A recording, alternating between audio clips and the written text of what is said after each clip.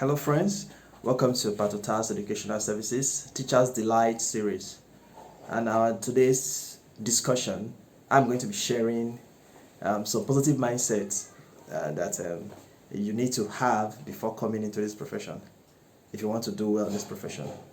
And one of them, or to start with, to say is that you should know that before coming to this profession, you should have what I want to call your own teaching philosophy. You should know you have a reason why are you even coming into this profession. That is, you should know within yourself and call it your own teaching philosophy. That I'm coming into this profession to be able to do this or to do that. That should be your philosophy. And I will want to let you know also that every teacher has his own teaching philosophy. I have my own teaching philosophy. I know what I want to do. That is my teaching philosophy.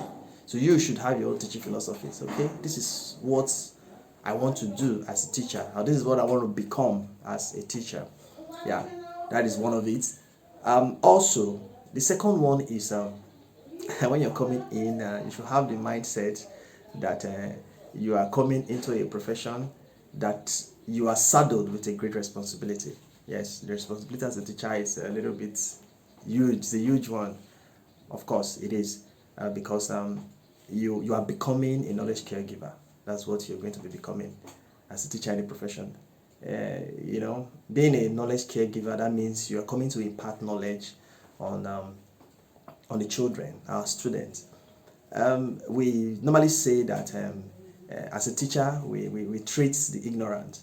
Yes, these children come in not knowing anything. That's how we see them. So you being a teacher, that's a great work for you because you're coming to you're coming to treat them, and yes, which you must do carefully. As I said, since we are caregiver, we are more like the health caregivers. The doctor, the nurses, the pharmacists, those health personnel. You see the way they work; they are very careful. So we must be careful, in your work in order to do it right. The second one has to do with you should know that you are exceptional. Yes, as a teacher, you're exceptional. Why are you exceptional? Simply because you are making other profession. It's only a teacher that can make a doctor. It's only a teacher that can make a lawyer. It's only a teacher that can make an accountant. It's only a teacher that can make an engineer. So that makes you exceptional. Yes, you can. It's only a teacher that can make a teacher. Yes. Okay. So you see, so you are in a profession that can only that can make your own profession, and can make other profession. So it's only a teacher that can make a teacher. So that makes you exceptional, and you should take delight in that. You should be happy because you are exceptional. No price can be paid on your tag. As a teacher. Yes. Then the third one has to do with rather the fourth one. You should take delight in your work. Take delight in your teaching. Of course, you should take delight in your teaching. You must love your work. This work of teaching, you must love it as if it's no man's business. You should love it. The reason why you must take delight in your work simply because students will never take delight in learning from you when they observe that you do not take delight in teaching. It's so obvious. Yes, we see that. Researchers have shown that students do well when they see that you are good at what you do, and then you love your work, and then you take delight in teaching. You have fun while teaching. That's what you're supposed to do while teaching. So you must take delight in your work. Then another one has to do with you should teach to influence lives. Yes, I know we teach to make a living. Yeah, of course, the money is good, but one other thing should be added. You teach to influence life. That is teaching to make an impact. You teach to make an impact. Make an impact in the life of these kids. Because when you teach them, to influence their life. It's just different.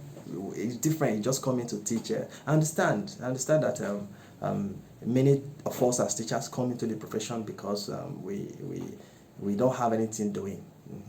We don't have anything doing. We just, okay, let me just go into the profession and start. Maybe when I see something better, I will leave. I think that's the mindset of many people when they come into the profession. But which is not too good. Well, I do not blame them. I'm not here to judge. But I'm just to tell you that, yes, even if that's the reason why you're there, but the time being why you're there, it is good that you should teach to impart the life of these children. Teach to influence their life. Be a positive light to them. Okay? No, instead of, yes, teach to make a living, as I said, it's good, but teach to influence their life, because of the future ripples. You have beautiful and positive ripple effect of that when you teach. In the future, they always remember. I, for instance, have some teachers in my life I will always want to talk about because they actually teach to imparted on me. So teach to influence the life of your children, your students.